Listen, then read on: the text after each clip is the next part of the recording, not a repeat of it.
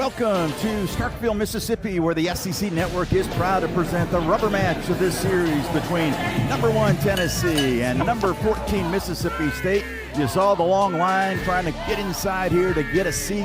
Yes, we'll have another electric crowd here at News Park. Alongside Brittany McKinney, I'm Will Colmeyer. Glad to have you with us here today. And we knew we were going to be in for a treat this week. But I think these first two games have exceeded even our expectations. I mean, just the play on the field, the pitching duels 2 nights in a row, the atmosphere here is unbelievable. And I think today the rubber match, all cards are on the table. It's going to be an even more incredible day. Yeah, cannot wait. Now, outside of a couple big swings, the pitchers this weekend, Brittany, have owned it.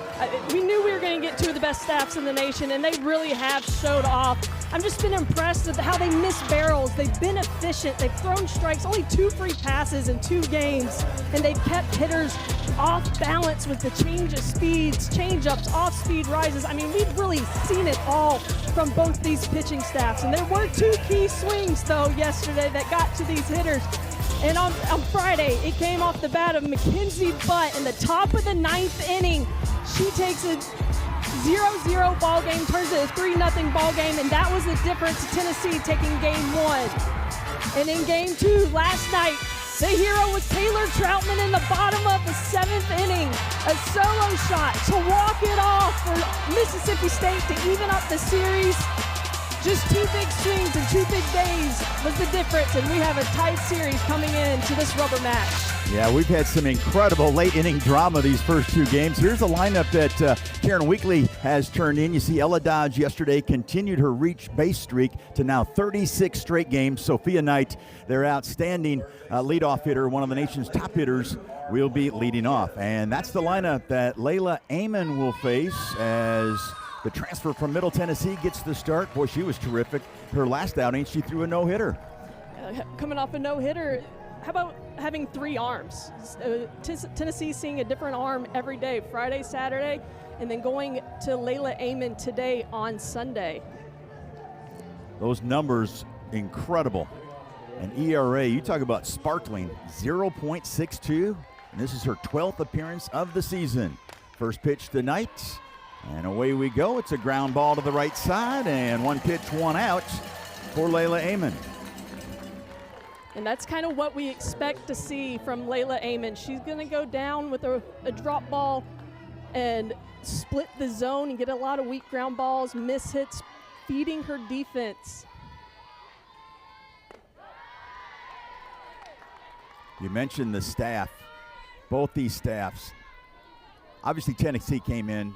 I mean, they're top shelf, but I think a lot of people, not only around the SEC, but around the country, have paid notice what this Mississippi State pitching staff has done the first 2 games of this series against these hot bats from Tennessee. Absolutely. Tennessee is one of the top hitting programs in the country. They're unanimous number 1 because they can pitch, they can play defense, and they certainly can hit.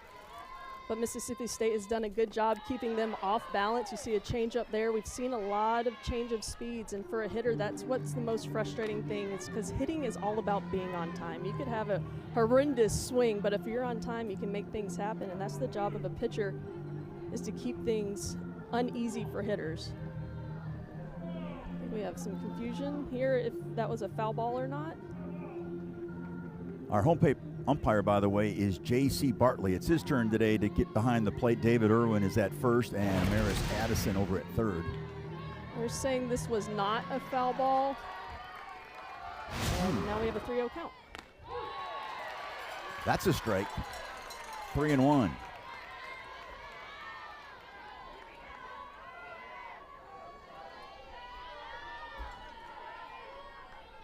Dodge. The sophomore, the redshirt sophomore infielder, leading the team in a handful of categories.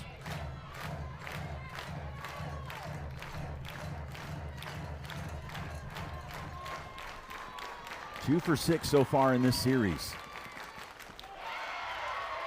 And a walk. So Dodge continues her reach base streak. Mississippi State coming in with 3 losses on the year, but what's remarkable is that they were able to get even the very next day after all 3 losses, Brittany. Yeah, I think that's a testament to this team and how they can make adjustments game to game. I'm sure they would like to have all 3 of those losses back, but to come back and get a win the very next day against the same opponent. Fly ball to left, no problem for Morgan Bernardini. That takes care of Gabby Leach for the second out.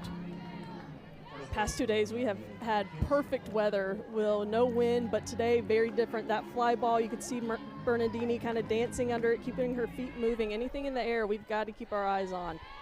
It is gusting out to left, up to 30 miles an hour. So as a hitter, all you got to do is lift it a little, and you're going to get a lot of help. Yeah, we saw Mississippi State a ton of pop-ups the past 2 days. Game 1, 13 fly balls. But with no wind, there was no carry. Today, these balls are going to move. Mackenzie Butt, the hero in Friday night's opener. Had the only 2 extra base hits, but the biggie was that 3-run homer to break a scoreless tie in the top of the 9th. That was the difference in that 3-1 win in Game 1. It was 0 for 3 yesterday. Swing and a miss, and Amon strikes out Butt. Coming up, we'll check out who the Bulldogs will be facing in the circle. And we'll check out that MSU batting order when we return.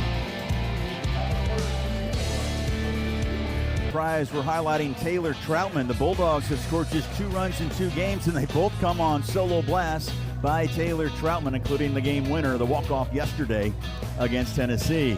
And this is the lineup that will face, look who we will have in the circle today. Coming back from her injury, Carlin Pickens, the consensus 2-time first-team All-American. In fact, she's earned SEC Pitcher of the Year in back-to-back seasons, Brittany. She's had an incredible career at Tennessee.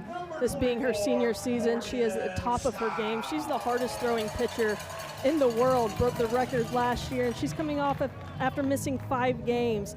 Is this going to be a situation of rest or rust, having some time off? But I think with her maturity and how she knows how to handle her body, she made sure to keep herself in tip-top shape and ready to go, and Coach Weekly wouldn't put her out there if she wasn't ready to go. This should be a very exciting matchup. Yeah, cannot wait. First start in a while. There's a swing and a miss to Morgan Stiles. She did throw 1 1/3 in relief against Belmont last time out, and look at the comparison with Pickens and without Pickens. Yeah, and they suffered their first loss of the season yesterday without Pickens in the game. But, I will say the rest of their pitching staff has been phenomenal, right? Yes. Everybody else could probably be an ace on a different staff across the country. Because Carlin Pickens is a lot different than the other pitchers we've seen, too, because she is a power pitcher. We've seen a lot of spins and off speeds and things like that. She can dominate you with her velocity. Yeah, Karen Weekly was talking about just the balancing act, trying to get all these pitchers of hers innings. And Stiles, that she did not commit, evens the count at 2-2. We weren't sure if we were going to see Pickens this weekend. She's been day to day ever since that last outing, went 1 1/3 against Belmont.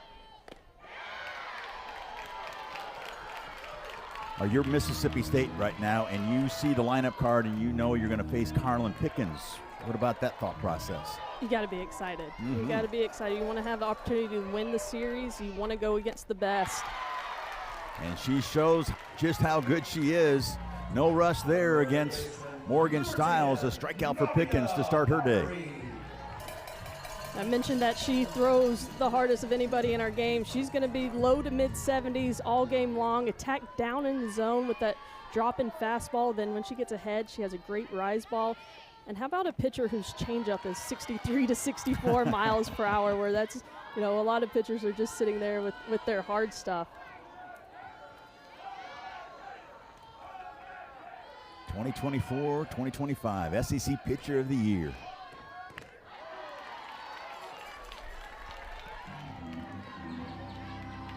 Suffered that tweak in her pitching arm. And they have, and understandably so, have used an abundance of caution. Here's Nadia Barbary facing Pickens.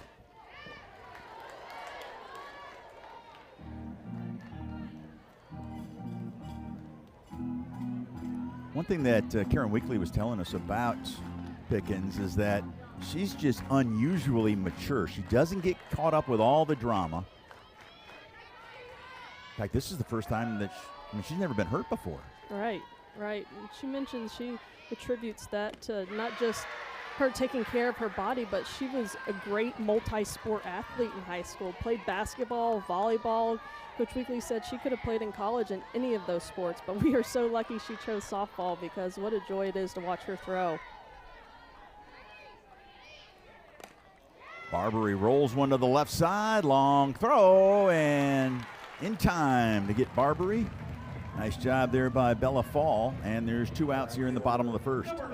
Pickens really working that inner half of the plate to the first 2 hitters of Mississippi State. With her velocity and getting in on the hands, it's so hard when somebody's throwing 70 plus to get your barrel out on something inside, and she's really been trying to jam the hitters.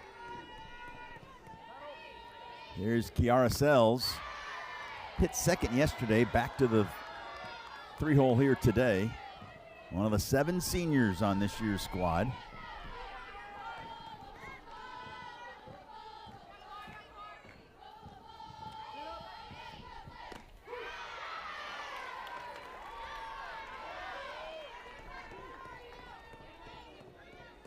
Sells has started all 31 games this year, as has Stiles and Barbary. There's a 2-hopper to the right side, no problem for Dodge, and a 1-2-3 inning for Pickens. We're scoreless to no surprise after the first inning here on the SEC Network.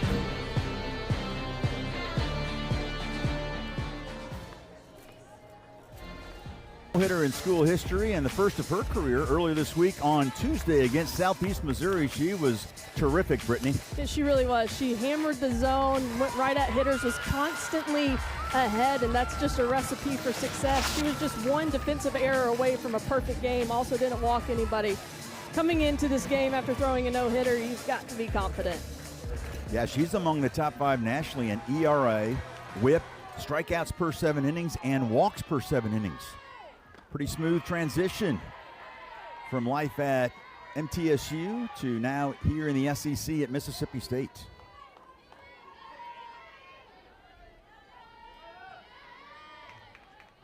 And as you mentioned, a third different arm for these Tennessee hitters to see this weekend. Alyssa Faircloth, yes, she took the loss on Friday night, but she was terrific.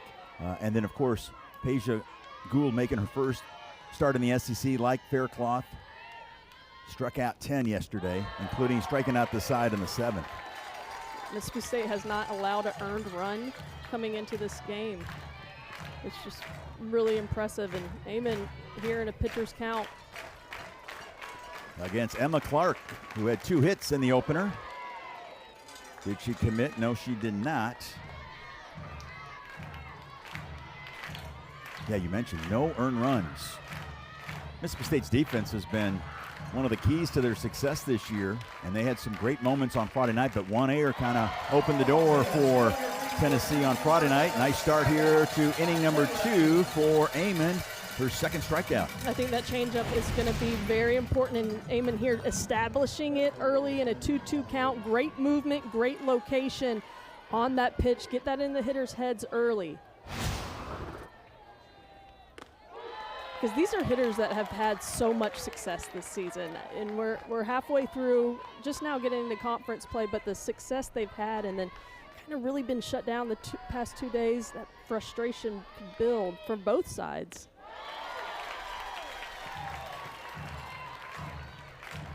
I don't think there's any question about that.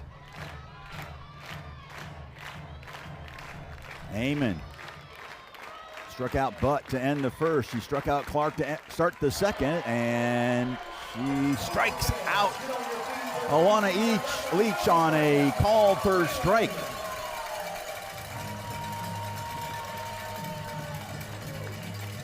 So Samantha Ricketts, the head coach of the Bulldogs, her 47th win yesterday against a ranked school, a program record. In her 7th season, all she's done is win. And she now has, well, State now has 18 top 5 wins. And Ricketts has the majority of those. They seem to level up each year. I mean, they're just taking the program and developing it. Last year they had a win over #1 Texas here at home in a series. This year getting the win yesterday against #1 Tennessee. But I think the difference in this year and last year is that they're expecting to win the series. It's not just okay now to knock off #1. They're looking to win the series against #1. Elsa Morrison will ground this one foul.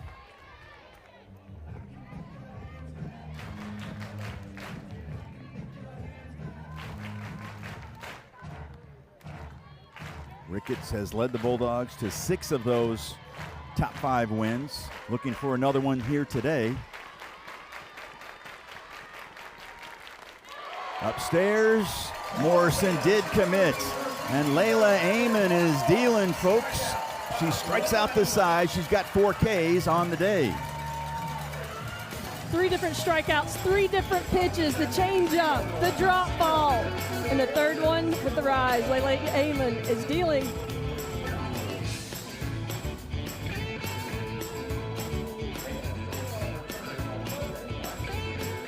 Here as we get set for the bottom of the 2nd inning. Carlin Pickens, preseason All-SEC, preseason All-American. That was a gimme putt. We knew that was going to happen. She's just been fantastic throughout her career, consistently on top of her game, and has leveled up her game each year too. Really working on changing speeds, not just relying on 75 miles per hour, which she can get away with quite a bit of the time, but never satisfied, and that's why she's one of the greatest pitchers in our game. Morgan Bernardini will try to figure her out. Hitting cleanup again here today. Taylor Troutman on deck, and then Des Rivera, the 4, 5, and 6, facing Pickens. I mean, we could use this whole half inning just talking about Pickens and what she's accomplished in her career. So it's up to the Bulldogs to try to figure out that equation here today.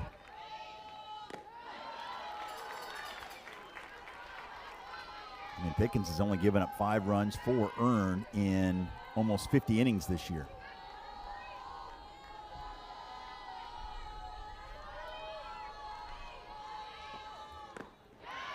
Check swing. She did commit.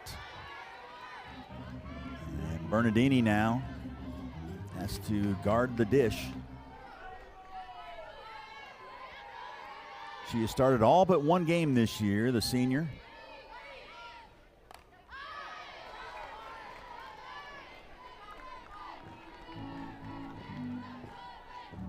Her high school team never had more than 13 players, Brittany. It's kind of nice. A lot of happy people. Yes. Wants to be a pre-K teacher. She is actually one of the student teachers at my son's school. Oh, really? So her and Lincoln get to hang out quite a bit. He loves his Moby. Well, it's been neat to see her progress through the years.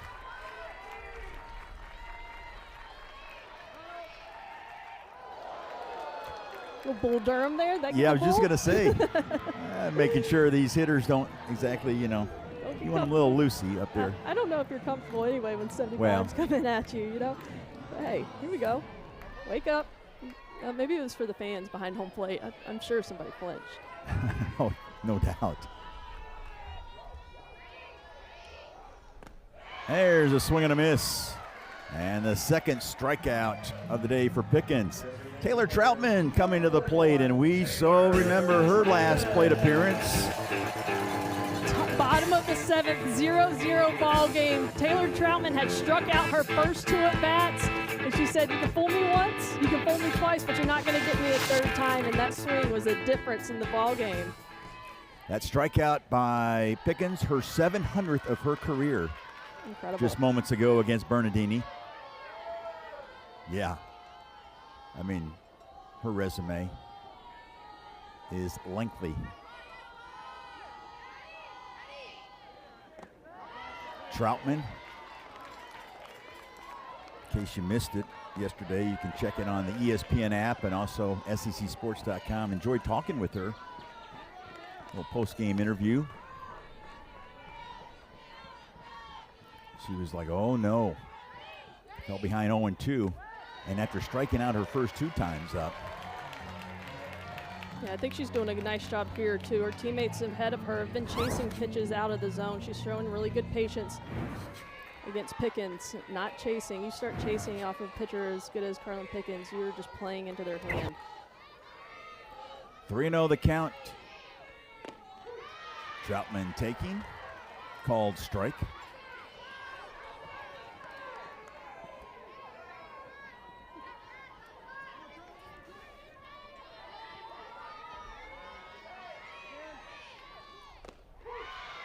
Back-to-back strikes called on Troutman.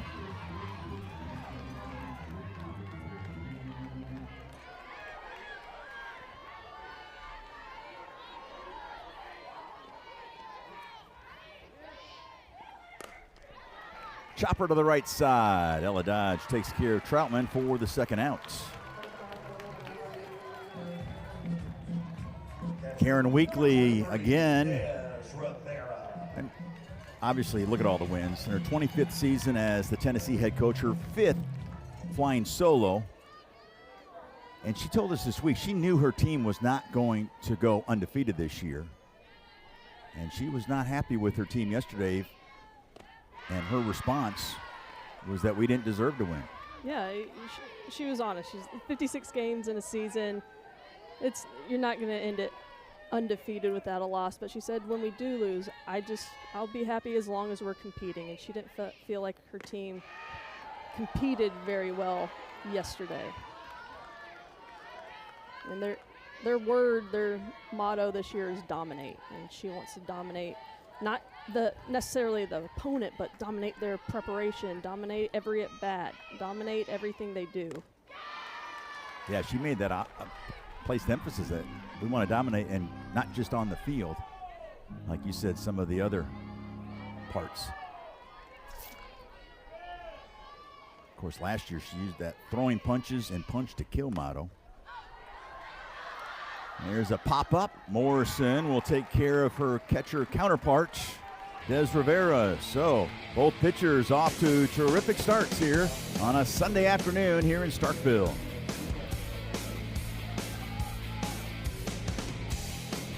And in Starkville yesterday, Bulldog fans set the school's regular season attendance record. More than 2,100 fans, 2,134 to be exact. Third time in program history that they had more than 2,000 fans here at News Park. The other 2 were part of the 2022 Starkville Super Regional. Another great crowd here today. There's a base hit down the left field line by Taylon Hawley. And Hawley goes oppo with a leadoff double here in the top of the third, and we finally have our first hit. It's a nice shot by Holly. Inside outs this pitch, coming from the left side, gets a ball out over the plate, doesn't try to do too much with it. You can see Nadia Barbary, the third baseman, pulled in tight and off the line. Had no chance at that ball just based on how hard it was hit and where it was placed. So here's Bella Fall. I was wondering if she would try to square around and get Holly over to third with only 1 out, and especially when you got the top of this order coming up.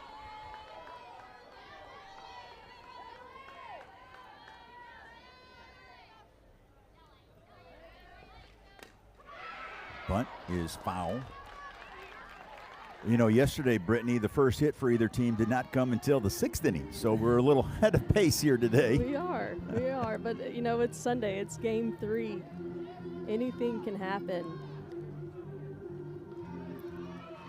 So we played 18 innings already in this series, and 16 of them have been scoreless. There's Amon taking care of Fall for the first out, but now you've got Holly at third. And the top of the lineup up.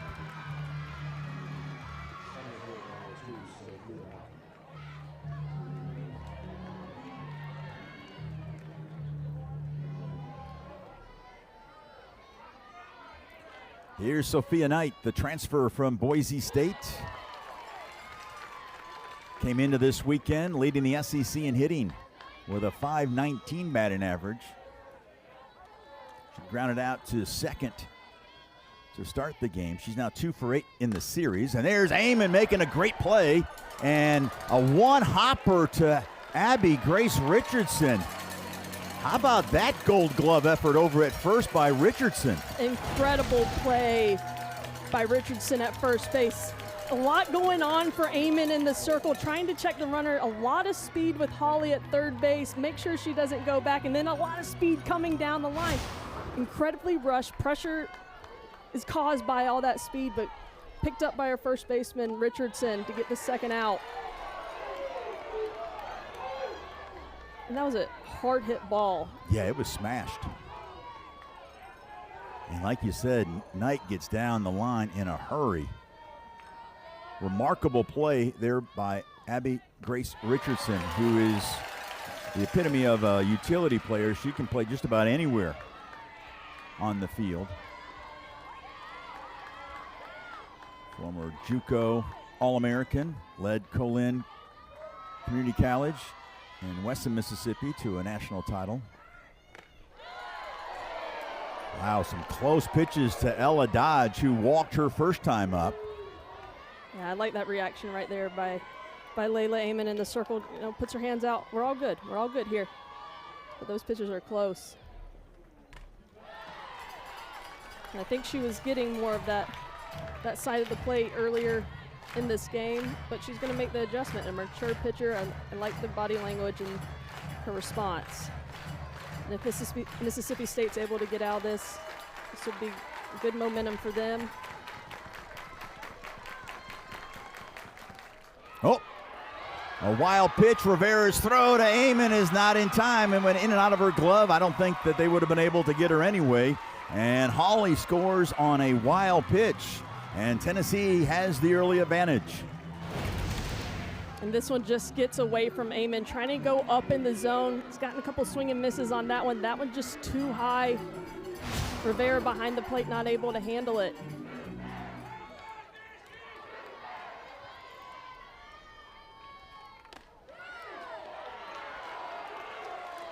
And Amon just misses, and Dodge coaxes the walk for the second straight time, and those are both of the walks today for Amon.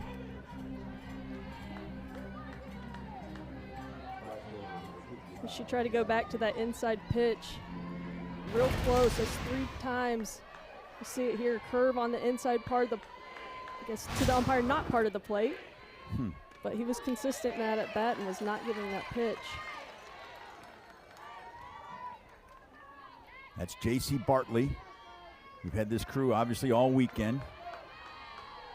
Everybody's taking a turn being behind the plate. There's a smash headed up the middle. Nice backhanded play. How about that? That was nifty. Schaefer the flip to Stiles to force Dodge, but Tennessee scores first.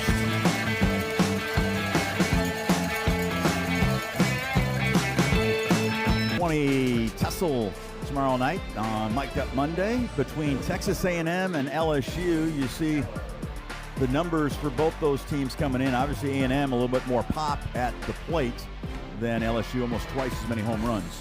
Yeah, they've been putting up some runs past yesterday on LSU, but they're playing in Baton Rouge. A tough place to play. Tough pitcher to hit for Mississippi State today with Carlin Pickens. It's the 7, 8, and 9, Keller, Schaefer, and Richardson facing the 2-time All-American Pickens.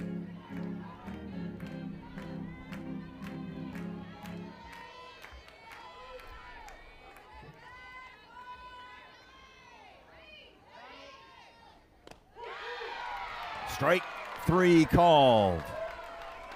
And Pickens now with 3 strikeouts on the day, 1 in each inning. The previous hitter, she was dancing around the zone with Kinley Keller, 3 straight pitches over the plate. We mentioned she's missed 5 games. I know Mississippi State hasn't recorded a hit yet, but maybe a couple innings to settle down and really fine-tune getting strikes early in counts. Yeah, I was just going to ask you about the approach for these Bulldog hitters facing such a great pitcher. There's a drive to right center field, and that one leaves the park. How about the true freshman, Gabby Schaefer, with the big fly, and we're tied at 1 here in the bottom of the 3rd.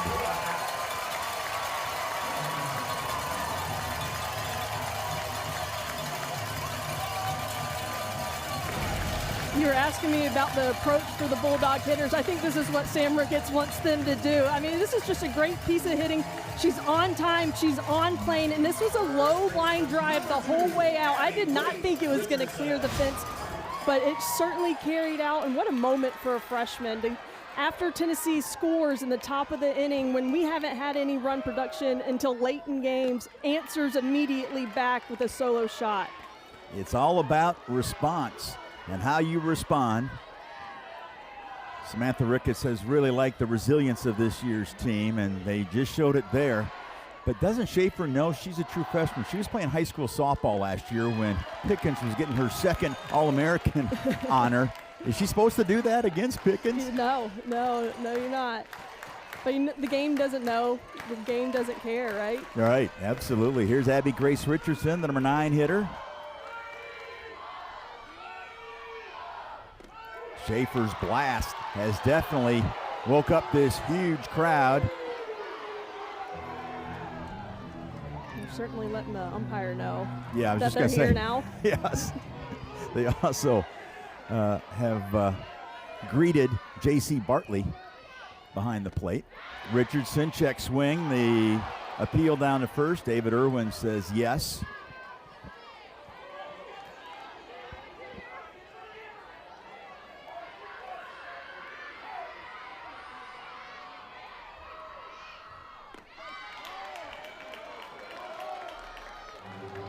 Three and 2 now to Richardson.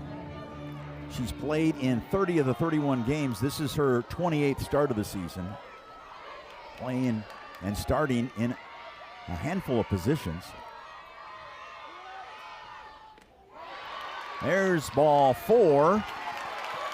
Pickens couldn't believe the appeal down to first. Did not go her way, and so AG, Abby Grace Richardson, now at first. And gonna have a conversation in the circle. Let's check out this check swing here. You have got to be ready to hit off Carlin Pickens. So you see so many of these hitters getting started, and it's yes, yes, yes until it's not. And she definitely held up there. And Carlin Pickens giving up a solo shot. And now a walk to back-to-back hitters in the top of the lineup coming up from Mississippi State. Yesterday, Samantha Ricketts watched a combined hits of 5 between the two teams. That's the fewest in an SEC game that MSU has played in 3 years. Today we've got 1 hit apiece. And here's Morgan Stiles.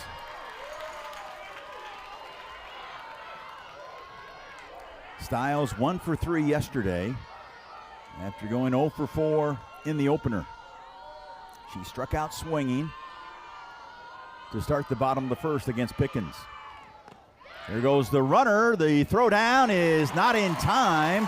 And a stolen base for Abby Grace Richardson. Look, I think they caught everybody off guard there.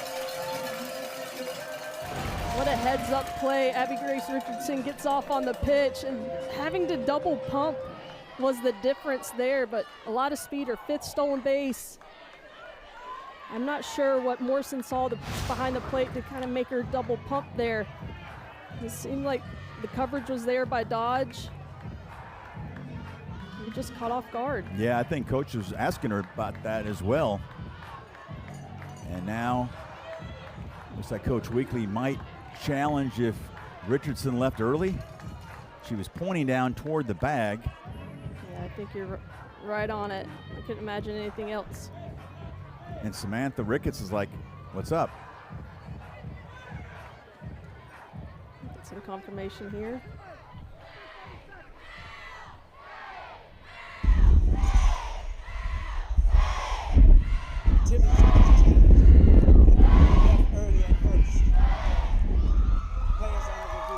just a reminder for everybody that in softball, the runners cannot leave the base that they're on until the ball is released from the pitcher's hand. So if you leave early, it's a delayed dead ball, but it is a reviewable play. And the ball's out of hand there, foot barely off the bag. Let's see. Ball out, foot still on. Yep. I mean, you can't, that's a perfect timing by Abby Grace Richardson. I mean, we saw her make that incredible play at first base. Let's see. She's on time. Yes. Which we figured was going to be the call. Like you said, Hawkeye doesn't lie. And now Tennessee, if they would have gotten that challenge right this year, they would have kept it. It's a new rule with challenges, but since they missed that one, you see challenges remaining. Tennessee is down to just one. Styles with a 2-0 count. That's ball 3. I think first time through the lineup, and especially the top half of this lineup, did Carlin Pickens a lot of favors chasing out of the zone. Morgan Styles struck out swinging on something out of the zone, showing a lot more patience in her second time through. There's ball 4, and Pickens now with back-to-back walks. And we saw with Layla Amon in the top of this inning, the strike zone was pretty tight.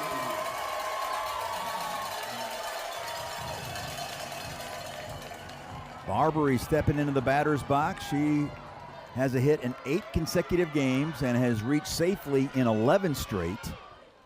Pickens did retire her on a grounder to short back in the first. And that's a 7th straight ball from Pickens.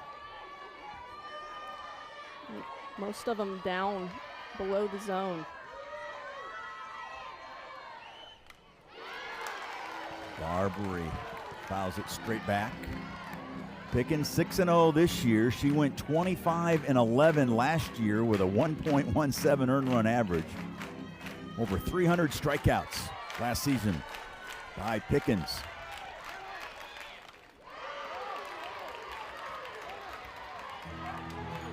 Barbary seems like she's on that pitch, just getting under it, but Carlin Pickens now back in the driver's seat where she is at her best. 1-2 count. She can elevate here, expand the zone.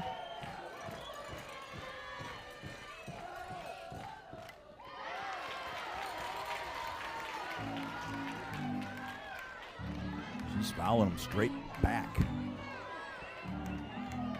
Does that mean she's close? As a hitter, you know that makes you feel good, right? But 1-2 count, you still have to protect.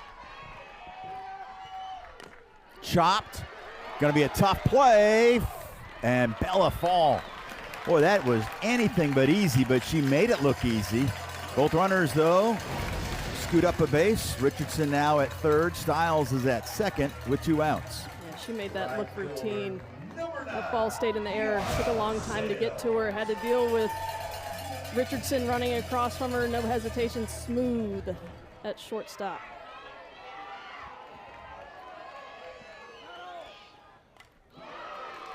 Kiara Sells grounded out to end the first. Double figures in home runs for the 2nd straight season. She's another one of those Bulldog players that didn't see a lot of action at the beginning of her career, but boy, she has blossomed the last couple of years, and look at what she's done among other SEC players. She's top 10 in 4 key categories, and you can see with that slugging percentage, she's got a lot of pop. There's a strike called, and Pickens ahead of Sells, 0-2.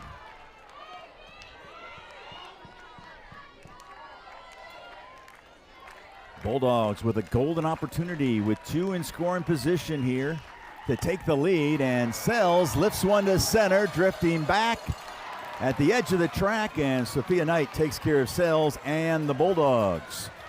But Schaefer's home run has tied it at 1, and we'll talk to her head coach, Samantha Ricketts, when we come back as we head to the 4th here on a Sunday afternoon.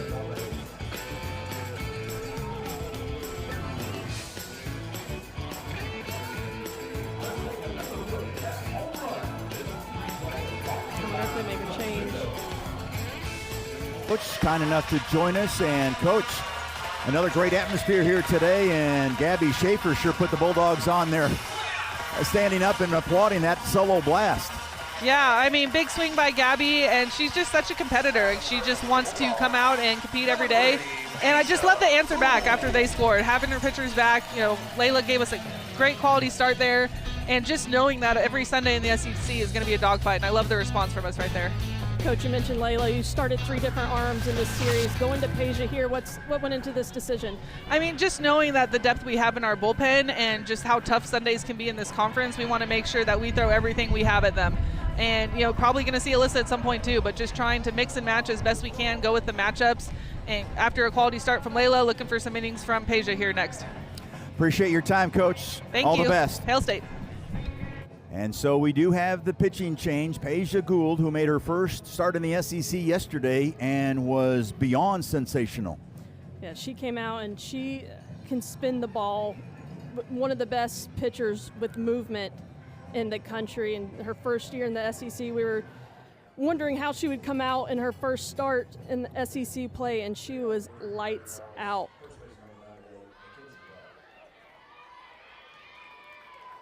Through her 7th complete game of the season yesterday, and that lowers that ERA even more. I mean, we're talking minuscule, 0.69. Of course, replacing Layla Amon, who came in 0.62. You can see the scouting report there. She's got the curve, the drop change, not going to overpower you with velocity like we see from Pickens. But if you watch her ball just like that, I mean, she just can spin the ball, and it has that late and kind of floaty movement through the zone that just keeps hitters off balance. It's almost something that they're not used to seeing for sure. Yeah, she definitely confused the UT hitters yesterday. Struck out 10 batters, including striking out the side in the 7th inning, which I thought was incredibly impressive. Still having that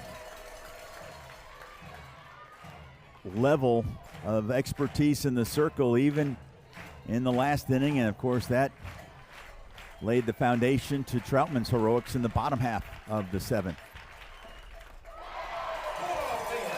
Nice start for Peja Gould, striking out the dangerous cleanup hitter Mackenzie Butt for the first out here in the 4th.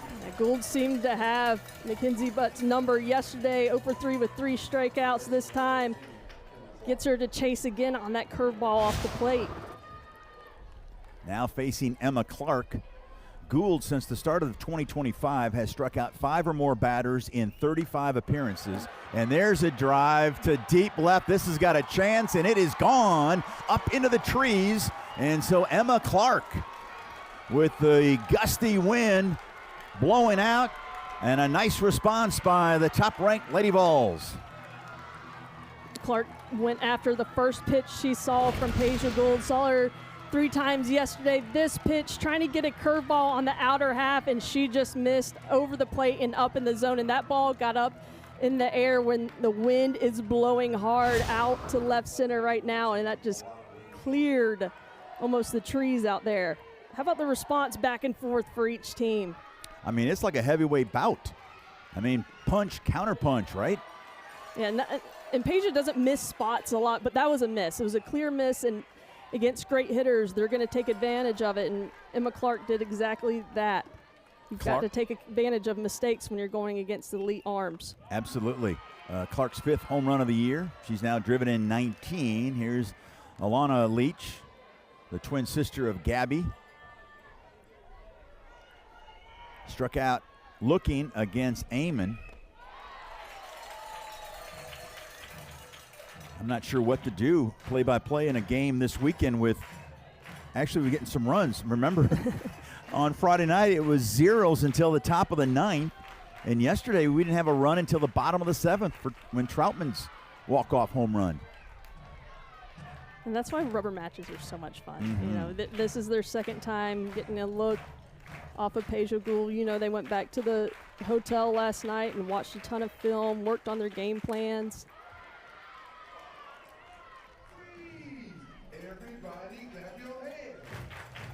You see Leach there asking the umpire if that pitch would have been on or off the plate. Trying to get a feel for what's coming to her.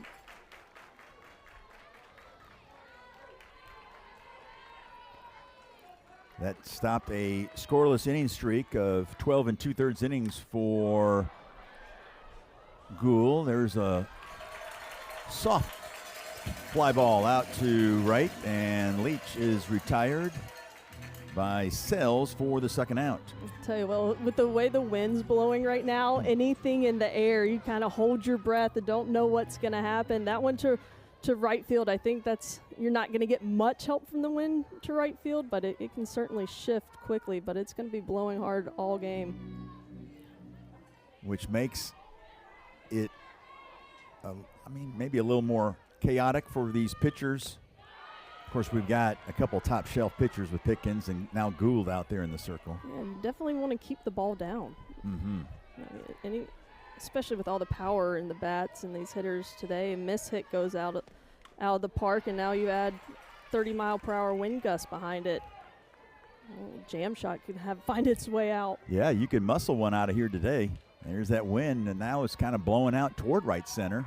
It can't make up its mind, but one thing we do know, it's going to be very gusty here this afternoon. Some heavy storms are on their way.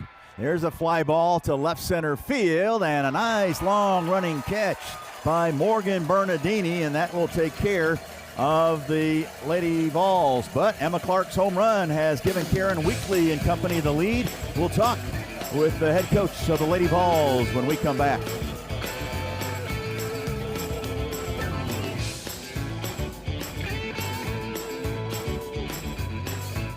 And joining us is the head coach, Karen Weekly of the Tennessee Lady Vols. And Coach, appreciate your time, and how nice did it feel to put Carlin Pickens, write her name into that starting lineup? Yeah, it's certainly good to have her back. And, she's trying to figure some things out. When you've had an about 11-day layoff, it's going to take you a little bit of while to get your timing back, and that's what she's working through right now. But good, big confidence boost for our team, and I know she's super excited to be out there. Coach, yesterday unable to score a run off of Peja Gould. This last inning, second hitter Emma Clark goes yard. What kind of adjustments do you want to see your team make against Gould today? Well, she's really good. She works so many different planes in the zone at different speeds, so you just can't get caught trying to cover everything. You've got to decide what you're willing to say no to and what you want to say yes to, and stay with your plan. Thanks, Coach. Appreciate your time. Thank you. All right, Karen Weekly, very kind to join us. And it was fitting, I guess, that this was a noon start, because this is a high noon showdown. With the battles that we had the last 2 days, and we got another great one here today, Brittany. Yeah, there's a lot on the line here.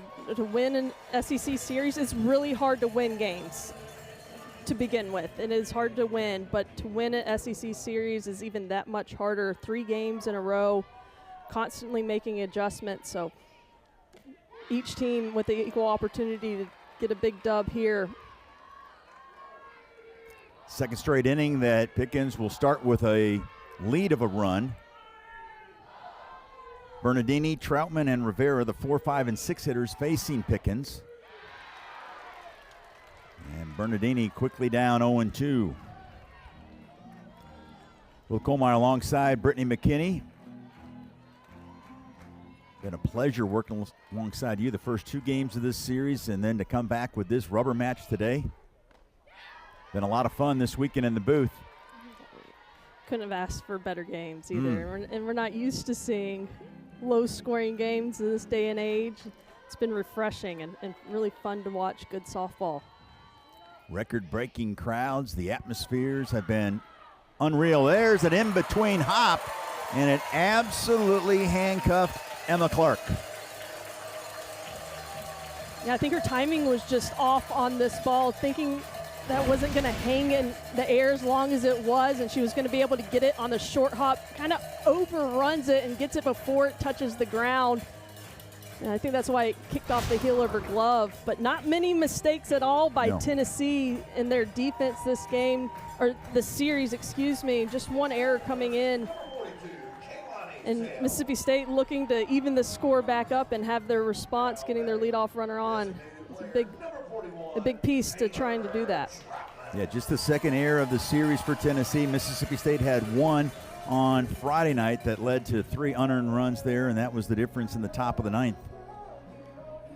So here's Troutman. Taylor Troutman grounded out to second her first time up.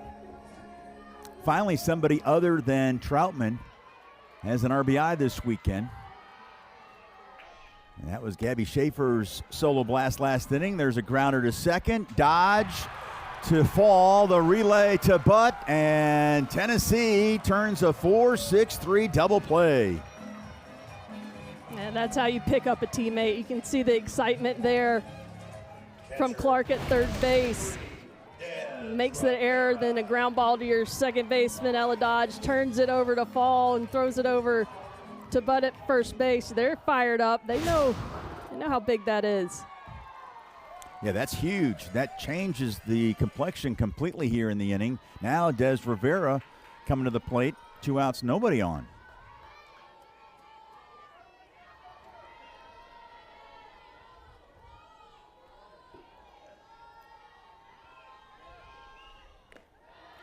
Just to go back to that play, Mississippi State took one of their fastest runners off the bench, too. Kaylani Sells had come in to pinch run.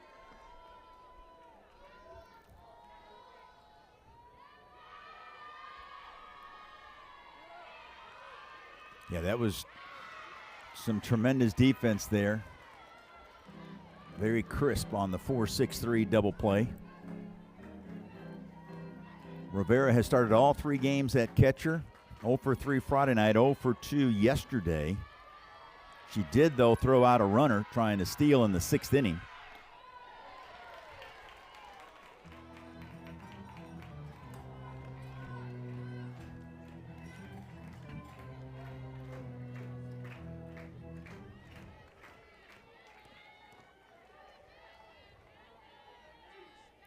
Have some dirt in the eyes.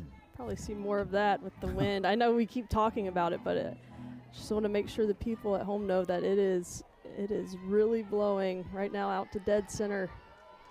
Well, it's a storyline that needs to continue to gain traction throughout this because it will play a role. Yeah, anything in the air is scary right now.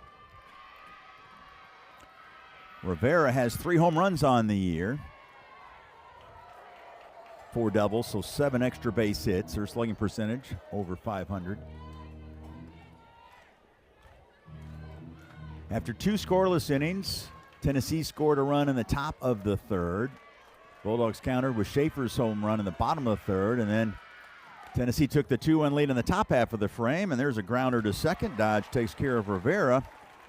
And that will take care of the Bulldogs here in the bottom of the 4th. We've got 4 in the books, and it's the top-ranked Lady Vols with the lead, 2-1. At least we have a few more runs. We only had 5 combined coming into this game in 2 games, 16 innings actually. We got 3 here today.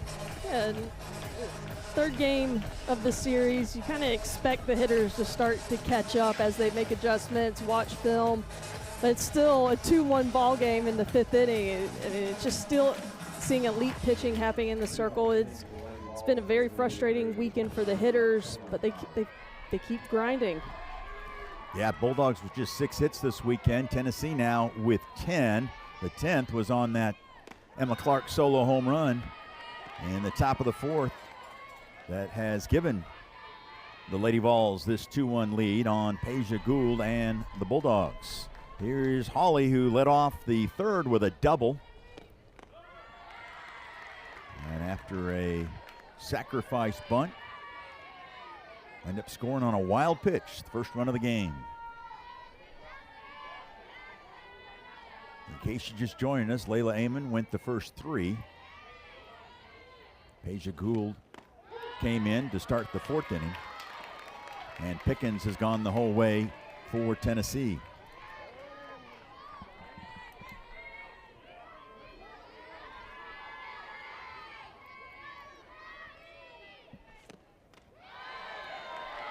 Peja Gould thought she might have got one there, but the appeal, no.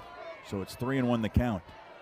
The inside part of the plate into lefties has been real tight for Layla Amon earlier in this game, and now Peja Gould trying to get there. There's a grounder to Abby Grace Richardson, and that takes care of Hawley, and that's not easy to do. She was hitting 500 when leading off an inning, including that double to lead off the third. Yeah, she really was that spark plug that got some offense going for Tennessee. So 1 out, nobody on for the number 9 hitter, Bella Fall, who had that sacrifice bunt to put Holly at third with only 1 out there in the third. I really like what Coach Weekly told us about their hitting approach, is that Gould can hit all planes, all locations of the zone, and spins it so well that they can't try and cover it all. So they're going to pick a side, split the plate in half, look to one spot, and hope she brings it there. And if you have that kind of mindset, if you're splitting the plate, if that's close to that zone, you better be swinging or you're going to find yourself in a hole. Bulldogs have made a couple defensive changes. Tatum Silva is now out in left field. Kalani Sells is in center. There's a swing and a miss. And a strikeout for Gould. That's her second of the game. And this pitch down in the zone. 0-2 though. Fall has to protect. A lot of movement at the end of that pitch. You can just tell you get hitters in swing mode when you're going against elite pitching. I think that's just what happened there, and Kasia Gould able to take advantage of it. Sophia Knight. A couple ground outs here today. One of those to Schaefer at second to start the game, and then Amon took care of her in the circle back in the third. You see hitting coach Craig Snyder right there. Sophia Knight looked to him, got a couple words, but he's been a busy man trying to figure out this Mississippi State pitching staff. You see him over there working on his clipboard, just spewing knowledge every at bat, every pitch. Year 2 of Coach Snyder's plan here at Tennessee. His approach is big into situational hitting. A little small ball. He said home runs will come. And we've seen them come, but they haven't placed. There's not been a lot of situational hitting. No, that's true. Runners on, so, and it has. It comes down to one big swing when you have great pitching on both sides. Coach Weekly was telling us this is an offense with no superstars. I mean, no returning All-SEC or All-Americans, but she likes the productivity of her lineup 1 through 9. And here's the catalyst right here, Knight, but that's Abby Grace Richardson with a couple putouts here on some grounders. We go to the bottom of the 5th inning. It's the 7, 8, and 9 hitters for the Bulldogs when we come back. And here at News Park in Starkville as we head to the bottom of the 5th inning. Alongside Brittany McKinney, I'm Will Kohlmeyer along with the rest of our crew. And once again today, pitching has been a problem for these hitters. Yeah, aside for a couple runs scored, one in the top of the 3rd, an immediate response with a solo shot by Gabby Schaefer in the bottom of the 3rd. And then Emma Clark responds immediately for Tennessee with the solo shot of her own. And it's kind of been back and forth in the 3rd and 4th inning, but things have kind of slowed back down. Mississippi State looking to get a run on the board, even this up. And we're already in the bottom of the 5th. I tell you what, pitchers' duels go by fast. The past 2 days, we've had some quick games. Even the 9-inning game on Friday went quick. Yeah, Taryn joking around with Taryn McKinney, Mississippi State's outstanding pitching coach. She said, you like how quick these games have gone, Will? That's what happens when you get great pitching. And we have definitely, the pitching has just been amazing this weekend. Third base umpire, I think he killed the play. No pitch. I'm not sure why. I don't think Carlin Pickens understands why. Maybe that pitch comm device right there on Rutan's glove fell off and killed the pitch. We have a 0-0 count. Let's do it again. That actually favors Pickens. You have to erase that ball. There's a strike on Keller, who was caught looking in her first ever plate appearance against a 2-time All-American in the circle. Keller, a true freshman.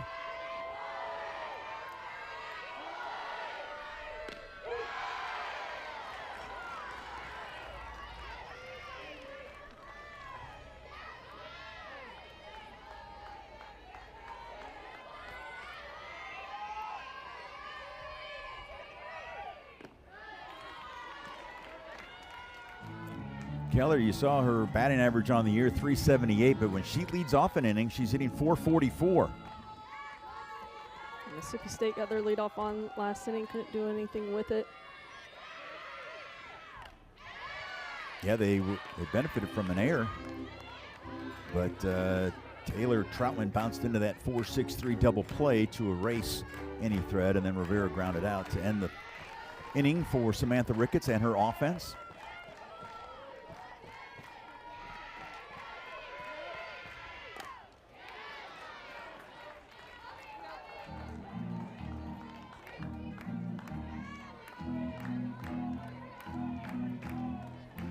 Pickens so far today, first 4 innings, 1 run, 1 hit, 3 strikeouts, 2 walks. And that's a good hold right there by Keller. That's a tough pitch to lay off because you know that rise ball is coming at some point in this at bat when you're behind with 2 strikes.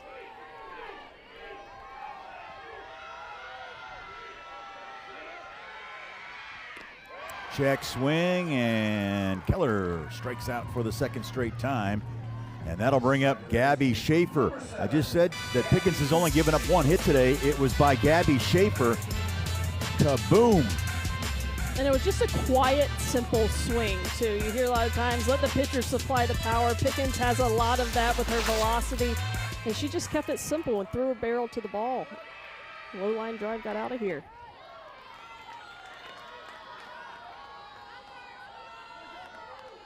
Schaefer, along with the 2 Troutman solo blasts. That's how Mississippi State has scored their 3 runs this weekend against Tennessee pitching.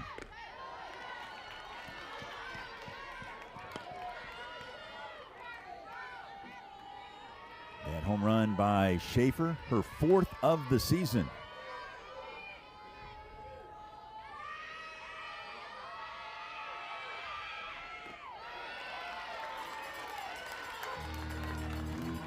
I think Mississippi State has really, in a few of their at-bats, helped out Carlin Pickens. You heard Coach Weekly say she's trying to work through some things, but this is a great job by Schaefer of not swinging out of the zone, making her bring it over the plate. You heard the crowd react to that pitch by Pickens, and now there's Bratton coming in, the third base coach. Tyler Bratton, long-time assistant here at Mississippi State, former Diamond Dog baseball player. I just want to clarify that it looked like, I mean, that's not a strike. You missed that one. That's ankle. And it happens. Umpires miss one, but Tyler Bratton was not yelling at Gabby Schaefer as it might have looked there, but making sure the umpire could hear him. He was talking to the umpire through his player. There's ball 4, and Schaefer with the walk. That's the 3rd free pass of the game by the All-American Pickens.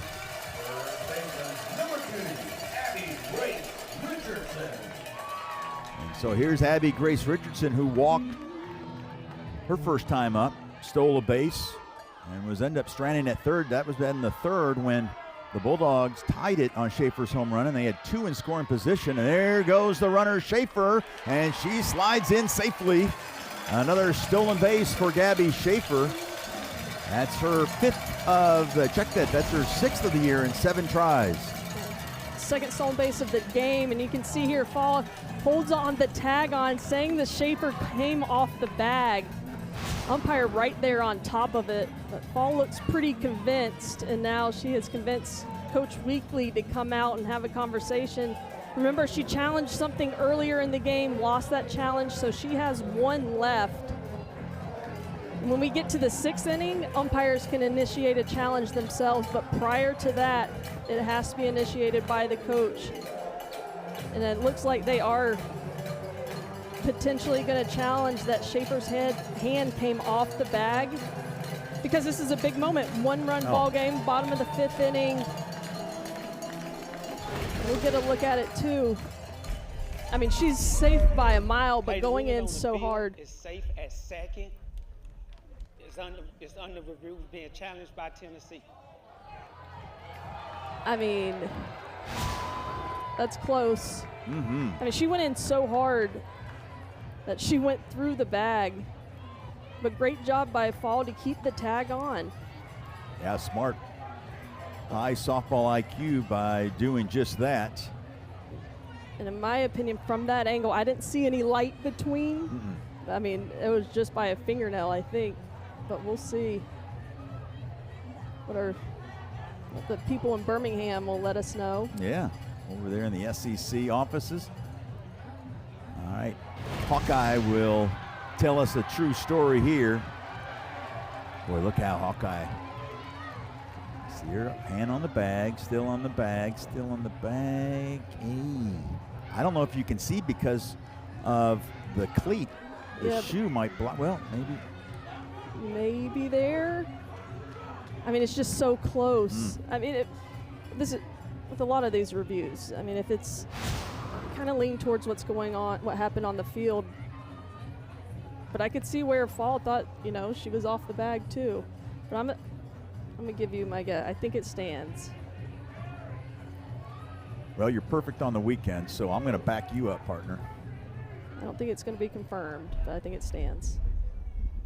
After review, the call at second has been changed. The runner is out. Wow. Tennessee contains a challenge. They have one challenge left. Yeah. And Tyler Bratton now down the third base line is asking for a conversation with David Irwin, and David's like, no. I think Bratton's still fired up over that missed strike, and I think his argument is that Schaefer's hand was pushed off the bag. That's too bad because she obviously had the base stolen. You see the glove there kind of swiping away. I mean, there was no intentional pushing her off the bag. She's just keeping the tag on, which you're taught to do. So no stolen base for Schaefer. And that's back-to-back innings. It felt like Mississippi State was getting something going, getting a runner on, last inning leadoff on, then a double play, and now getting a runner on and caught stealing. Tennessee doing a good job of kind of slamming the door shut real quick. That was just an unfortunate play. Pickens wanted that call. Had a big smile for the home plate umpire, J.C. Bartley. 3-0 the count to Richardson. He had the green light. Yeah, and I like that. I like the green light 3-0 because Pickens is a great pitcher, and if she needs to throw a strike, she knows how to throw a strike. And you're not going to get a lot of pitches over the heart of the plate. Bulldogs just 1 for 14 against Pickens here today.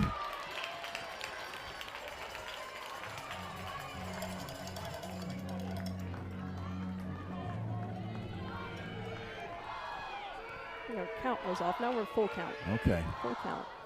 I was wondering.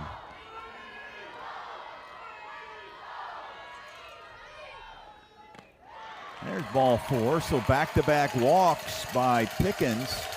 He now has 4 in the game.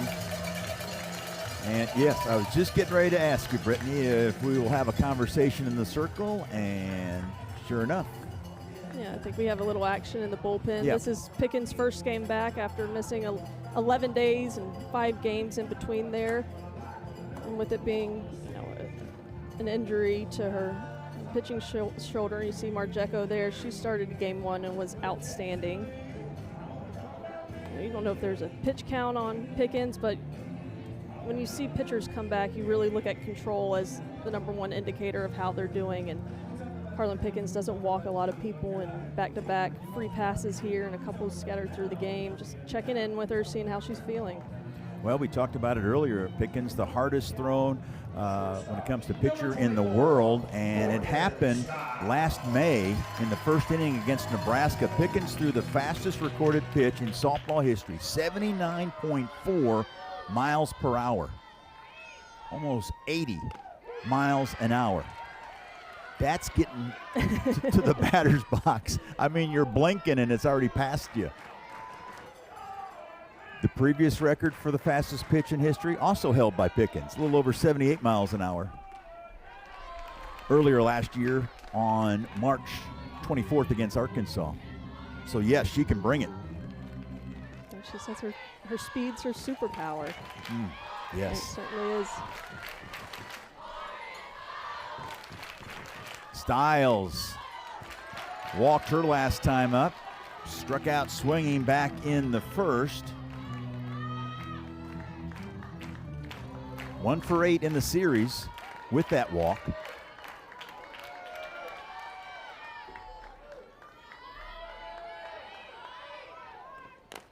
Chopped. Pickens, tough play. Oh, does she defend her position nicely? And that takes care of Morgan Stiles. So the Bulldogs can't take advantage of a couple walks here in the bottom of the 5th. We go to the 6th, and it's the top-ranked Lady Vols still leading by a run. 8-2-1. This broadcast being produced by Kyle Apat, and if you haven't watched a Kyle Apat produced broadcast, well then you don't know that he always brings up trivia questions. And today's trivia question: how many career at-bats did Brittany McKinney have at North Carolina back in the day? Oh my goodness! Oh man! By the way, I'm Okay. working with Brittany up here in the booth all weekend. I'm That's trying a to good stall. one. That's a good one. Man, oh man. I wondered, Kyle told us during the break that I had no chance at this question. And he said if you're within 5 at-bats, he's giving you a little bit of, not much wiggle room, but he said if you get it within 5 at-bats, you're going to be correct, Brittany. All right, let me think. You got some time. Ella Dodge will lead things off, followed by Gabby Leach and then Mackenzie Butt, the 2, 3, and 4 hitters, facing Peja Gould. Dodge today, no official at-bats, couple walks. So that batting average stays at .357. On base percentage, now over 500 at .516. Wish we had, we took a shot here in the booth with one of our cameras. You can see Brittany I can see you kind of trying to figure out. Let's see, writing down. Okay, so if I had 150 at bats, okay. It's the game within the game, folks. 3-1 the count to Dodge. She's on the verge of walking for the 3rd straight appearance at the plate. Oh, I think we can tell what her plan was. She was looking for something inside, and her eyes got real big.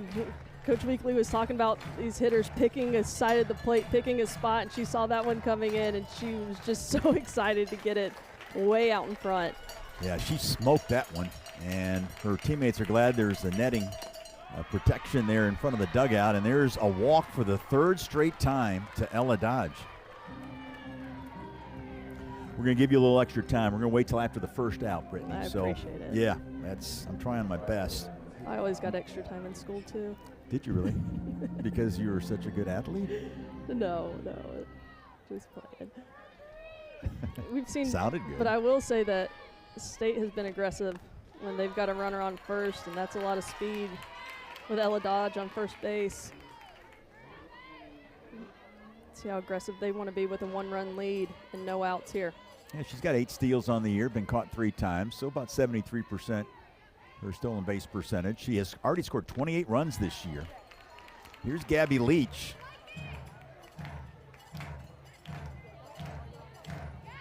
Leach has had a phenomenal season, but this weekend the edge has gone to Mississippi State's pitching staff. We're definitely seeing better at bats today, though. Yes. They're being more patient, fouling off more pitches, but Gould with a good response. Could happen here with an 0-2 count.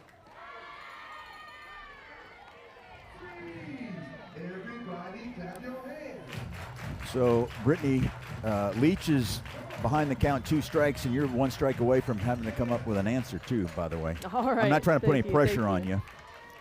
Leach 0 for 9 in the series. And there is even count now at 2-2. Kind of paused a little bit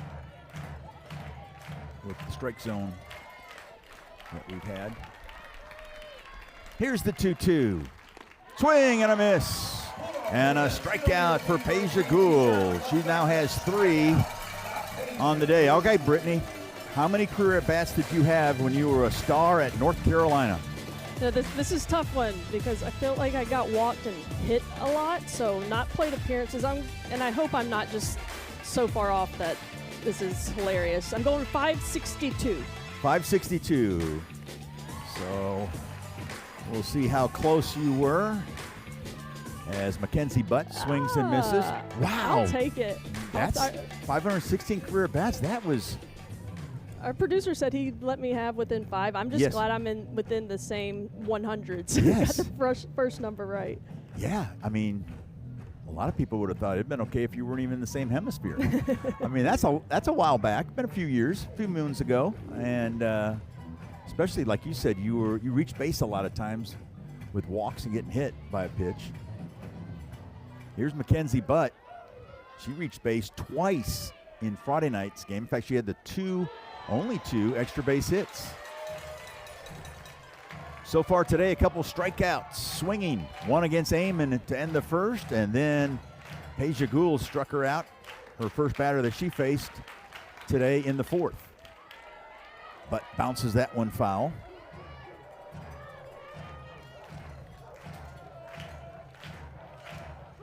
But along with Knight, the two transfers from Boise State, Maddie Rutan. Rutan is the transfer from Eastern Kentucky. Those were the three in this year's transfer class for UT. And that's a good adjustment by Mackenzie Butt. Her last at bat. That was approximately the same pitch that she chased out of the zone. Trying to go back there. Peja Gould, she's still in control right now. It's a dangerous hitter. Swing and a miss. And that's now 6 straight strikeouts at the plate for Mackenzie Butt against MSU pitching. I feel like the pitching staff from Mississippi State, after Mackenzie Butt hit that 3-run blast to take the lead in the top of the ninth in game 1 and ultimately win it, has just been kind of picking on Mackenzie Butt right now.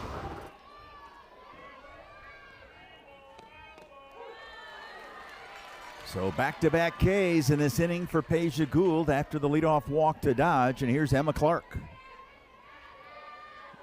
You see, what do you think? What's she thinking right now? I couldn't even tell you, but I will tell you that both pitching coaches have done a great job Yes. calling games. I mean, you can only do so much with these hitters to keep them uncomfortable, and two great pitch callers in this series. There goes the runner, no throw. And Dodge is now in scoring position with 2 outs. Yeah, great guidance for both of these pitching coaches. Taryn Mowat-McKinney that you just saw for Mississippi State, and Megan Rhodes-Smith for Tennessee. Both these pitching staffs have grown and developed into, well, both of them you could call one of the nation's premier units.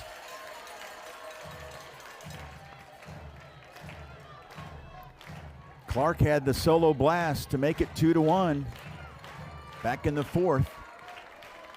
Got a 2-2 count here with 2 outs here in the 6th inning. And that one bounced right off the foot of Clark. Bulldogs will have Barbary, Sells, and Bernardini, the 2, 3, and 4 hitters, coming to the plate, bottom half of the inning. Whoa. Thank goodness for the little bit of protection there, but I don't know if that even helped. No, those hurt.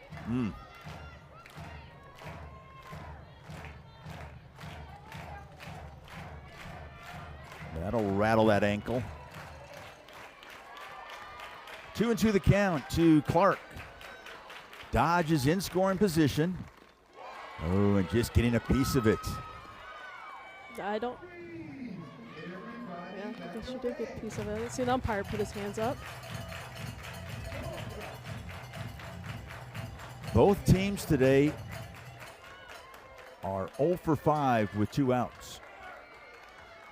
Nobody's had a 2-out hit today.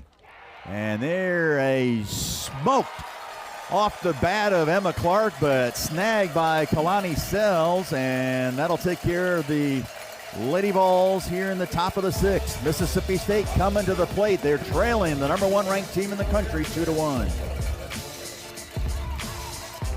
today, and she has just allowed 1 hit so far through 5 complete, and she has been hammering the bottom of the zone and getting Mississippi State players to chase out, giving her some help there, but also her defense. Anytime Mississippi State gets runners on her, any kind of pressure, the defense has been behind Carlin Pickens all day. And they say pitching and defense is what wins championships. And, you know, I think she's still getting some rust off after, you know, battling back from injury. She's been out for 11 days, 5 games in between there, working through some things. But you know that Coach Weekly loves to see her All-American back in the circle. Yeah, she was excited, in case you missed our interview with Coach Weekly during the game. Felt good, I bet, to write that name down in the starting lineup. Here's Nadia Barbary, who was the earliest commit in MSU's 2022 class. Leading things off, followed by Kiara Sells and then Morgan Bernardini. 2, 3, and 4 facing Pickens. You know, State's done a good job of not chasing that rise ball, the elevated pitch out of the zone, but they have helped Pickens out chasing down in the zone.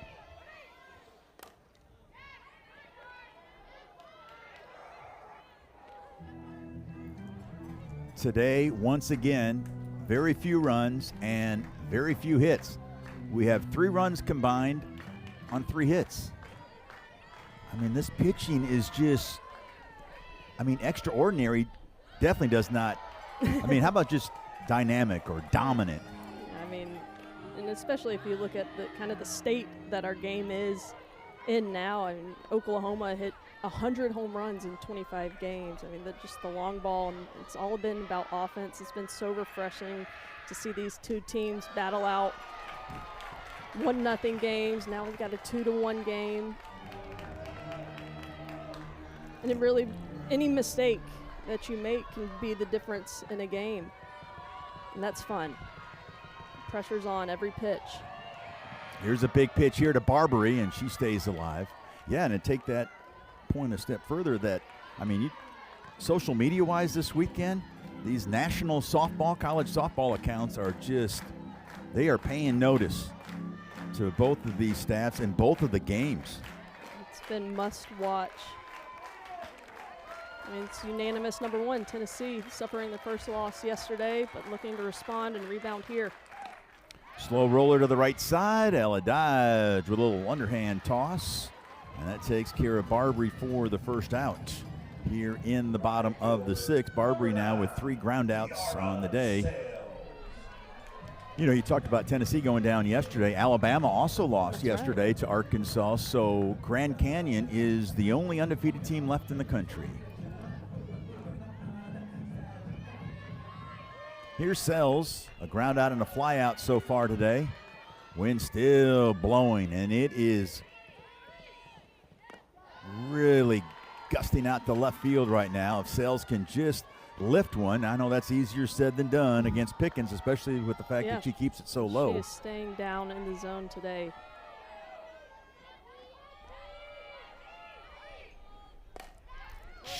There's a hard hit grounder, but right to the shortstop fall. And Sells now 0 for 3 today against Pickens. And Samantha Ricketts is coming out to make a change, it looks like. Talking with the home plate umpire, J.C. Bartley.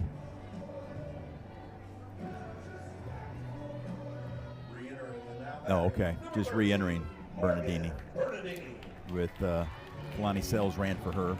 You never know. This is the time in a ball game that we see Coach Ricketts go to her bench, and she has great depth up and down that bench and her team that she's constructed. And we saw in that first game when she went to the bench and brought in Taylor Troutman, she hit a solo shot. Yeah, she's punched some good buttons this year, no doubt about that. And we talked with her the other day. You're starting to settle into a lineup yet? Now the conference play is underway. She's still trying to figure out everyday starters.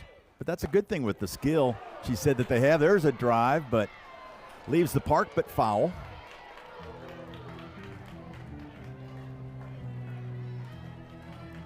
I think that's a good problem to have if you're a head coach. Of course, you want some consistency in your lineup, get consistent at bats for hitters, but I think having depth nowadays is huge. Bernardini, right off her foot. 0 for 2 as she reached on an air last time. Coach Ricketts was telling us the hitters, up and down the offense. She was stressing along with the rest of the staff not to overthink this weekend. You know, you get so much information, sometimes you almost think you've got too much info with all the technology and the analytics, Brittany. Yeah, it's a real thing, paralysis by analysis. You get just so much, and once you step between those lines, try and turn all of that off, and it's easier said than done. They were trying to simplify the approach versus all these elite arms this weekend. Check swing, and they say on the appeal that Bernardini did commit. So a strikeout for Pickens, her 5th of the game. We've got 6 in the books, and Tennessee still leading by a run.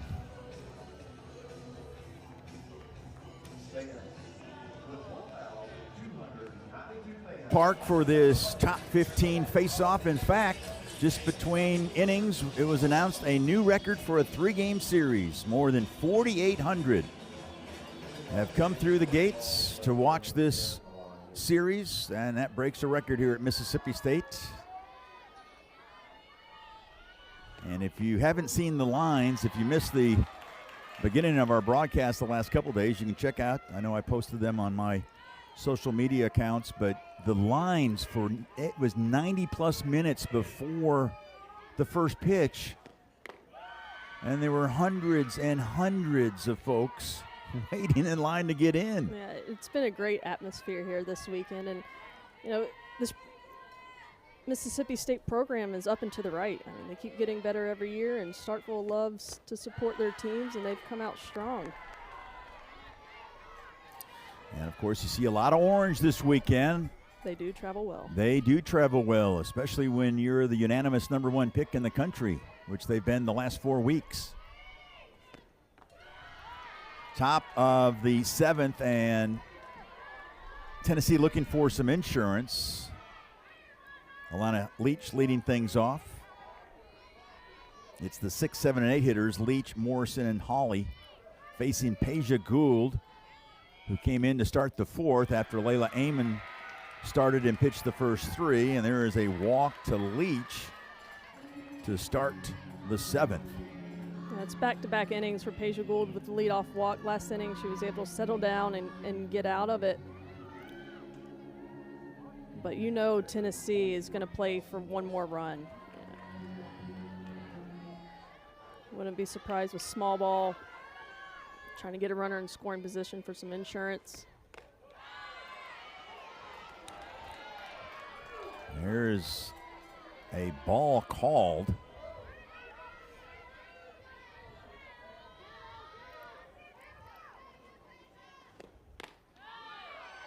Can I please rewind the clock a bit with you, Brittany, and back to your catching days? Not too far long ago. When you're missing some of those calls and you're seeing some of the calls on maybe on one side more than another, how do you approach that? I didn't approach it very well as an athlete, as a student athlete. Let me tell you that. My coaches had their handfuls of me. I always felt like I had to protect my pitcher, and sometimes my mouth would get the best of me. Not the best way to approach it, but I think you can definitely have these conversations with umpires, you know, just facing forward, not making it obvious, asking, hey, where are we missing? Are we too far in? Are we too far? Is that low? Even though you know the answer, that it's not, but you know, make the umpire think about it a little bit. A 2-1 count. Smashed past Barbary into left. And speaking of catchers, that was Elsa Morrison, the Tennessee catcher, getting the base knock. Just the 3rd hit of the day for Tennessee. And something we did not see yesterday in Peja Gould's outing was falling behind hitters.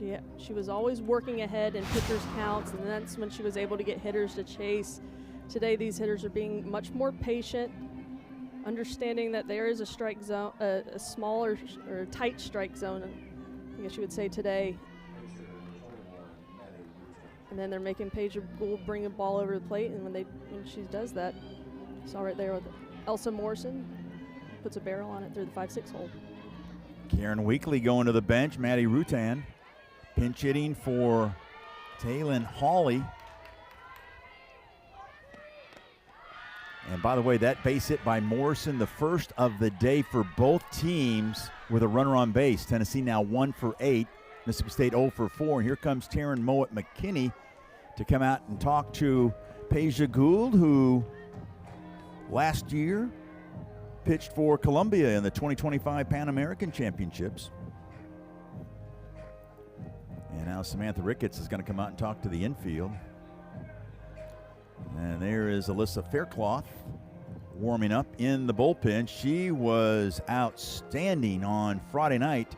8 shutout innings, and then in the 9th, an error kind of put Mississippi State in a bit of a hole, and then Mackenzie Butt, a 2-out, 3-run homer.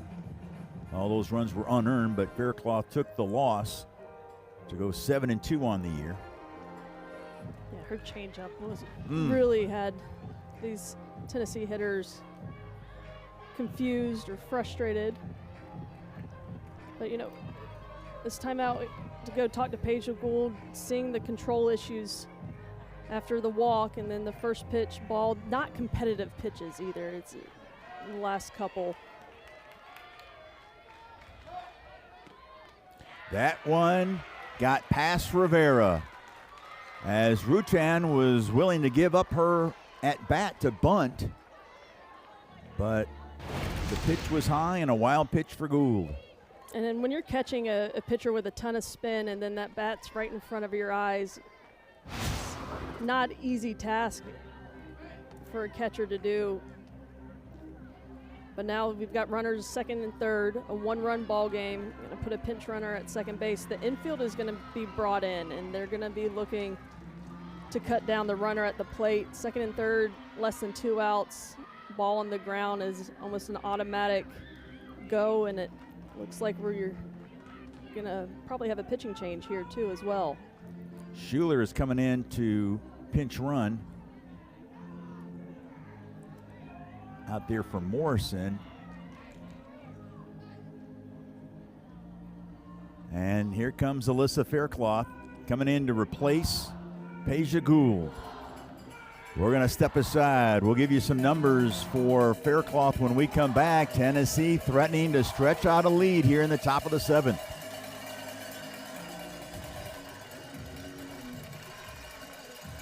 From Friday night's extra inning loss to Tennessee. Pitched really well. 8 shutout innings. You see her numbers on the year, 1.60 earned run average. That'll get it done.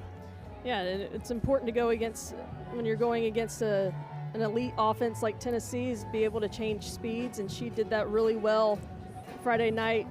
Over half her strikeouts came from her changeup, and that's a pitch that she'll throw in any count.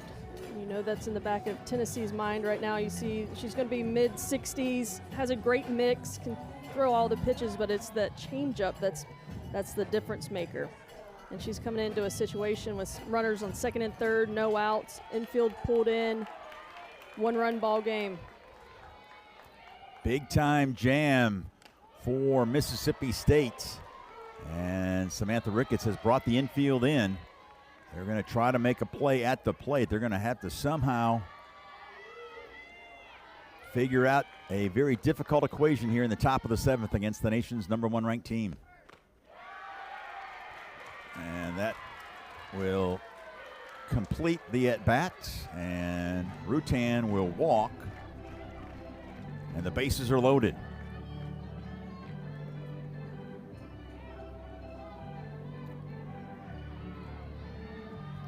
I still think infield's going to have to go for. As hard as runs are to come by in the past couple days, you've got to play at the plate, not looking to turn a double play or anything up the middle, and you've got to make sure those middles are pulled in close enough to get the runner at the plate. Got some speed at third base with Leach. Here's Meredith Barnhart for the first time this weekend, pinch hitting for Fall.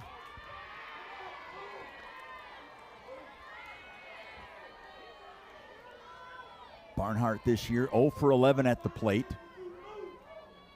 Has walked 8 times, though.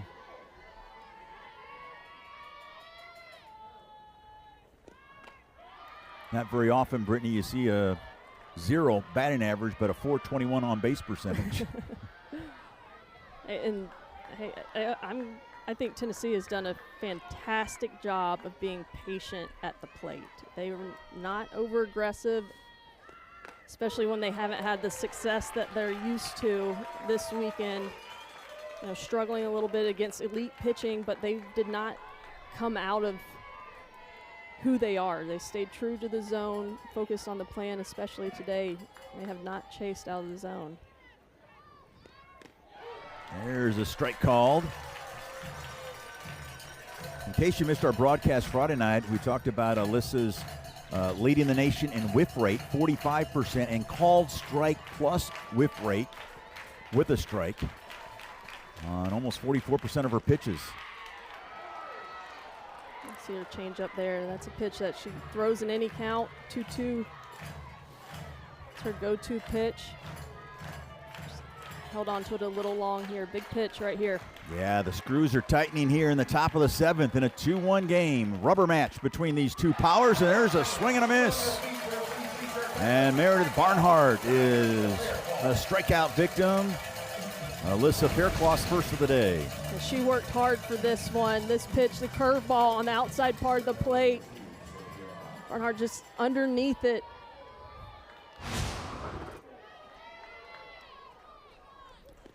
Here's the leadoff hitter, Sophia Knight. 3 groundouts so far here today. 2 for 10 in the series. And we're talking about the SEC leader in hitting coming in to this weekend, top 10 nationally. There's a strike called.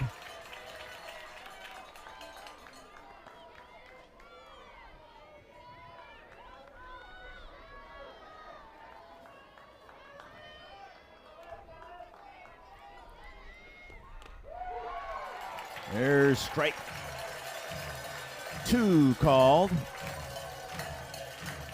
Has a little something extra on it from Faircloth. She's fired up after that last strikeout.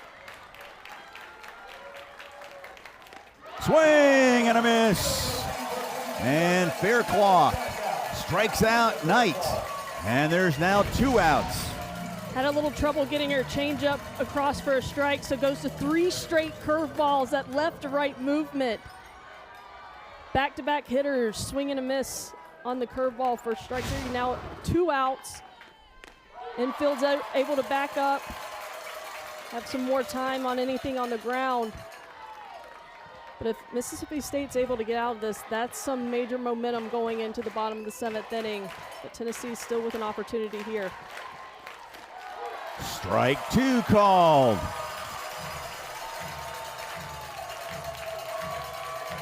Faircloth enjoys hunting. She's hunting big time here with the bases loaded and 2 outs. She's looking for a strike and or out, and now Ella Dodge calls time.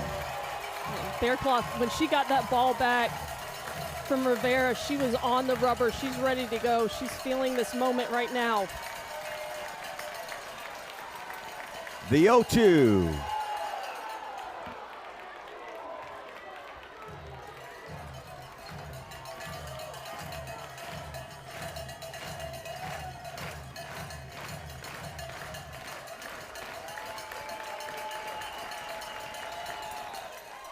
Line drive into center field, and it's an RBI single trying to score 2, and it is.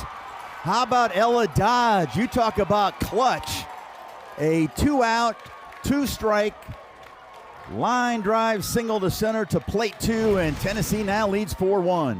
This pitch just leaked over just enough over the plate that Ella Dodge is to throw her barrel out there, hit it back up the middle, and Tennessee is able to cash in on a couple walks and extend the lead 4-1. most runs we've seen scored in a game. That's exactly right. We only had a combined 5 runs in the first 2 games coming into this one.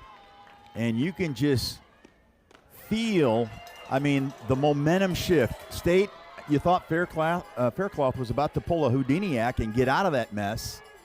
But it's Tennessee, the top-ranked Lady Vols, with a terrific at-bat by Ella Dodge.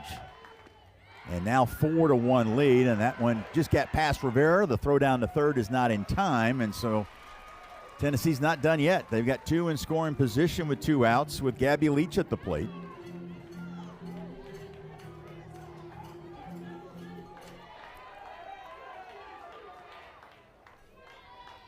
Wind really blowing out to center field. And this one's lifted to right.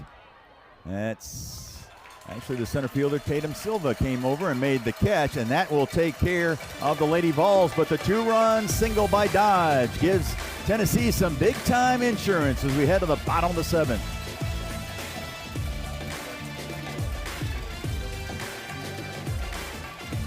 You've missed a whale of a rubber match between number 1 Tennessee and number 14 Mississippi State. Thanks to that Dodge 2-run single, Pickens has a 3-run cushion. Mississippi State has tried their best to keep these hitters off any kind of rhythm. They've used 3 different pitchers today, and they've combined for 10 strikeouts. Yeah, I think on Sunday you got to throw everything at them that you have. I want to leave here with anything left, and Carlin Pickens coming back after injury. She has done a good job against these bats, and I also think, you know, when Mississippi State goes back and watches this film, no matter how this game ends up, they might be kicking themselves for, you know, helping her out, swinging out of the zone, but it's so hard when you know that you're facing one of the best pitchers in the game to not be aggressive. Taylor Troutman leading things off. And you know Pickens felt even more confident getting those 2 key runs. So now, even if Troutman gets one up in the air, absolutely, still got a 2-run cushion. Huge insurance.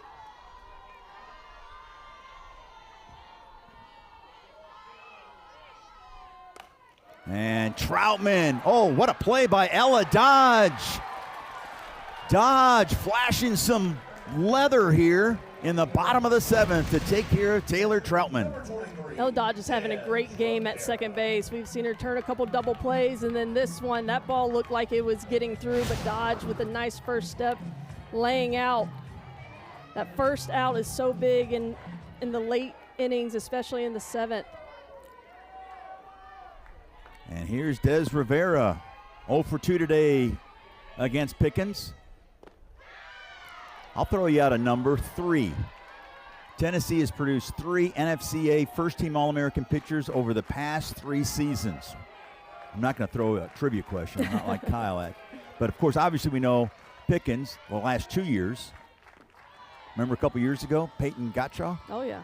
I mean, it's a All-American pitching factory under Karen Weekly. There's always a standout in this circle, and a lot of pitchers want to go to Tennessee and play there, and they find success.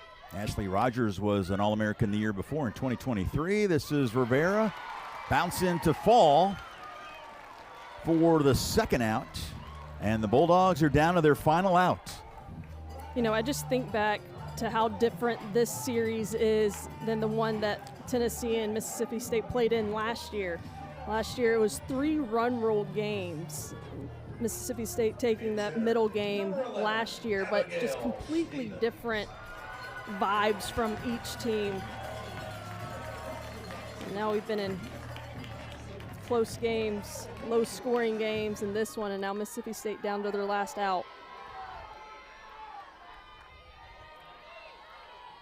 Kinley Keller, or check that, that's Abigail Stevens pinch hitting for Keller, who went 0 for 2 today.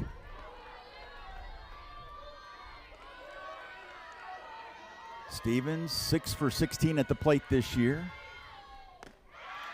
I had the pleasure of calling her first career home run, but she finds herself in a jam here. 0-2 quickly to the All-American, the 2-time All-American, Carlin Pickens.